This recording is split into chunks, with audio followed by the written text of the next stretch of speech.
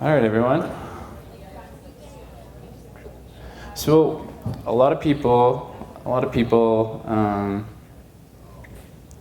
kept asking me, "How do you like it in Ukraine?" A lot of Ukrainians, especially at the start, and I did like it. The answer was because of the people. The people are what made why I liked the place.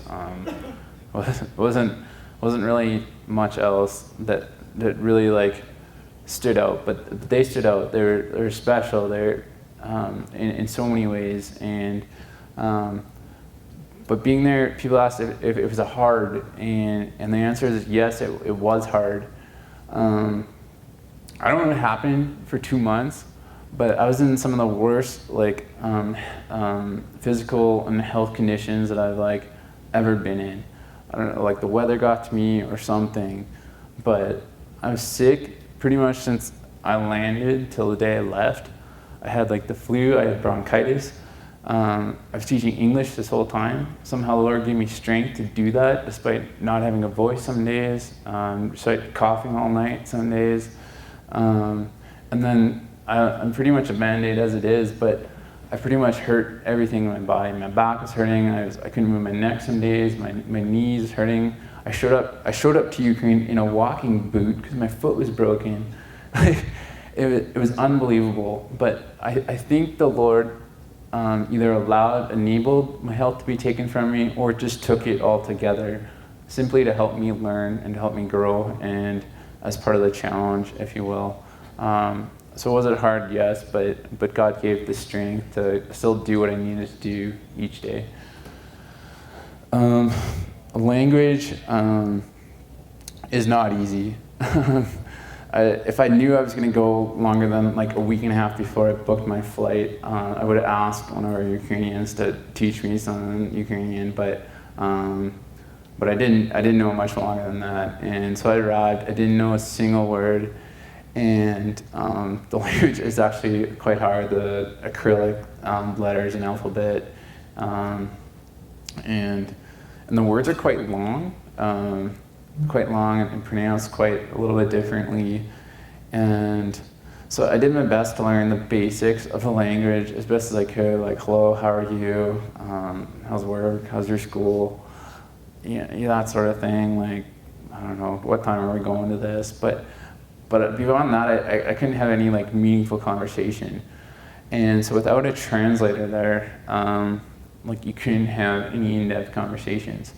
And that starts to wear on you. And I don't know how, God just giving Joy strength to just be there for a whole year. And she's picking up language, which is great. But not being able to speak or have any meaningful conversations with anyone for a long period of time grows quite harder than you think.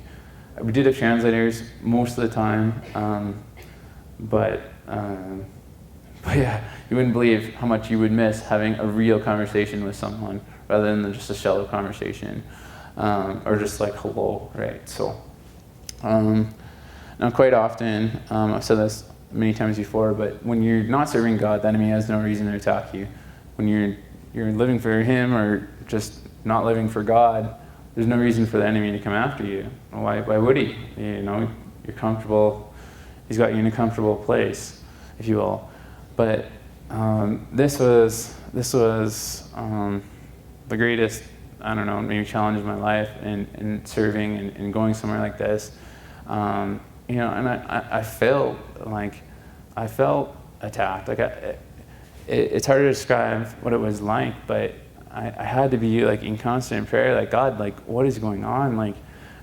There was thoughts that came to my mind that I was these aren't from me. This isn't right. I've never had thoughts like this enter my head before, and I had to constantly pray to fight against it. I didn't share this with too many people, but I was constantly God, take this away, defend me here, this is crazy, and thankfully God provided again. But man, I've never seen when I stepped out, that's when the enemy's no, I'm coming after you kind of thing. But God did protect me, which is great. perhaps one of the two craziest things that I noticed was the dedication that this church had. Man, like, we have a great church, and we have a great body, and I think compared to the world and non-believers, anyone would see a major difference. Just coming into this room and some of the conversations in this room, which is awesome. But you go over there, and I was shocked. Like, everyone served way better than me. Like, everyone was so committed. Everyone was living all out for God. It wasn't like the minority or like a group of people. It was everyone in the church. Everyone was just sold out for God. It was their whole lives. They would go to work. First off, they would wake up, pray, read for 45 minutes, an hour. Then they would go to their work for the same 8 hours or whatever. Then they would come serve in the church in their evening. And that was their day, every day of the week, pretty much. And I kept encouraging them to take maybe a Sabbath rest on Saturday. But they were just so dedicated. Like, I was shocked about, it wasn't just part of their life, or Sunday and Tuesday, or pick your day of the week, or like, oh, I don't feel like going to church today. I don't know, I'm kind of tired. Maybe I'll just skip Bible study tonight. Prayer, Friday, who needs that? Fridays are like, it's a good night, I'm going to unwind from the week. No, like, that wasn't an option to them. Like, there wasn't an option to skip. Like serving God was their life. It is their life. Like, and it was so cool to see. And like, the whole team is like that. And when God honors that, and you can see things happening, and you can see the church growing when everyone is committed, because God is with them, and it was just so cool. It's just amazing dedication, and from everyone, like the vast majority, like everyone is just living so much for God. And so for the next 5 minutes or so, let's talk about, is God a part of your week, or is God all of your week?